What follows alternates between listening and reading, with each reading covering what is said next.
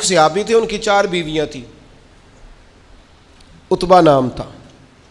تو آپ کو پتہ ہے یہ بناؤ سنگار سے عورتوں کو زیادہ دلچسپی ہوتی ہے، اچھی خوشبو کہاں سے ملتی ہے، بناؤ سنگار کا سامان، تو عورتیں ذرا اس کے اندر اپنے آپ کو ذرا اگلی صفوں میں سمجھتی ہیں، اور چلو اچھی بات بھی ہے، اپنے خاوند کے لیے اگر کوئی عورت بناؤ سنگار کرے تو باعث اجر ہے اس کے لیے۔ تو وہ 4 بیویاں کہتی ہیں کہ ہم نا ایک سے بڑھ کر ایک خوشبو استعمال کرتی، لیکن ہمارے شوہر حضرت عتبہ رضی اللہ تعالیٰ عنہ صحابی تھے، ان کو ہم نے کبھی خوشبو لگاتے نہیں دیکھا، اور ان کی خوشبو ہمیشہ ہماری خوشبو پہ غلبہ پا جاتی۔ تو وہ صحابیات 4 کہتی ہیں کہ ہم ٹٹولتی تھیں، ان کی جیبیں دیکھتی تھی، خوشبو کہاں سے لاتا ہے، پر خوشبو کوئی نہیں، جسم بڑا مہکتا ہے۔ ہم نے بڑی کوشش کی 4 نے مل کے، 4 بیویاں، سمجھ نہیں آتی تھی۔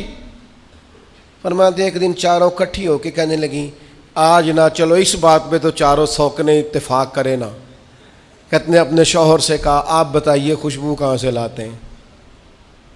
کہنے لگے اللہ کی قسم کبھی لگائی نہیں، اوئے ہوئے ہوئے، کبھی نہیں لگائی، اس پتے سے ڈھونڈنا قاصد میرے دلدار کو، کبھی لگائی نہیں خوشبو۔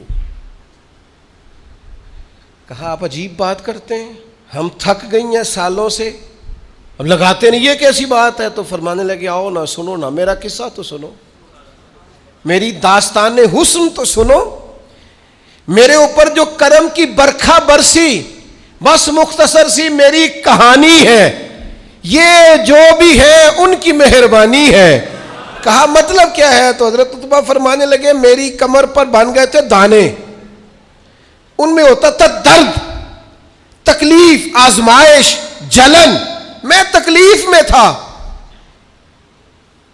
تو میں تکلیف سوائے ان کے کس کو بتاتا جو میرے ہر بات میں میرا سہارا تھے۔ میں سیدھا چلا گیا دروازہ رسول پہ، رو کے عرض کی حضور یہ درد ہے، سونے نہیں دیتا۔ تو کہتے ہیں کریم نے فرمایا تو کرتا اوپر کرنا۔ کہتے ہیں میں نے کرتا اوپر کیا تو حضور نے لعاب دہن انگلی سے لگا کے میری کمر پہ لگایا۔ فرماتے ہیں وہ لعاب دہن میری بیماری لے گیا اور خوشبوئیں چھوڑ گیا۔ میں جیسے جیسے غسل کرتا جاتا ہوں خوشبو بڑھتی جاتی ہے، تازگی بڑھتی جاتی ہے۔ نہ سمجھ آئے تو مدینہ جا کے دیکھو، مسجد نبوی میں بیٹھ کے دیکھو، جاؤ حضور سید عالم کے شہر نور کی گلیوں سے ہو کر جا کر دیکھو، عرصہ ہوا طیبہ کی گلیوں سے وہ گزرے تھے، اب تک ان گلیوں میں خوشبو ہے پسینے کی۔ جا کے دیکھ لو، نظارہ کر لو۔ اللہ تعالیٰ نے حضور کا سراپا ہی ایسا بنایا، یہ حضور کے دست مبارک ہے نا۔ حضرت انس بن مالک فرماتے ہیں میں نے ریشم بھی اتنا نرم نہیں دیکھا جتنا حضور کے ہاتھ نرم تھے، کستوری سے اتنی خوشبو نہیں آتی جتنی دست مبارک سے آتی تھی۔ اور فرماتے ہیں عرب کی گرمی بڑی مشہور تھی، میں حضور کے دست مبارک ہاتھ میں لیتا تو برف سے زیادہ ٹھنڈے ہوتے۔ اتنا اللہ تعالیٰ نے محبوب کو معنویت کے ساتھ سجایا، سنوارا، کمال ہو گئی۔